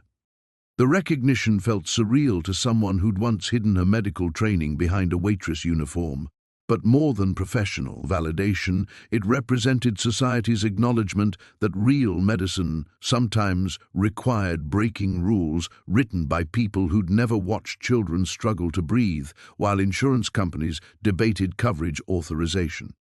As evening fell over Bakersfield, Sarah walked with Tommy through the center's corridors, past examination rooms where young residents learned to practice medicine without institutional compromise, past the memorial wall honoring patients whose lives had been saved by physicians willing to risk everything for medical necessity. At the main entrance, she paused before the bronze plaque that commemorated the center's founding principles, dedicated to the conviction that medical expertise must serve human need without apology, compromise, or institutional barrier. Tommy read the inscription aloud, his voice carrying the matter-of-fact tone of someone for whom those principles represented not radical advocacy, but simple truth. "That's what you did for me, isn't it, Mummy? When I was sick and the hospital couldn't help fast enough?" "That's what we did together, baby," Sarah said, taking his hand as they stepped into the warm California evening. "We remembered who we really are." They were Dr. Sarah Chen and Tommy Chen, no longer running from anything, finally home.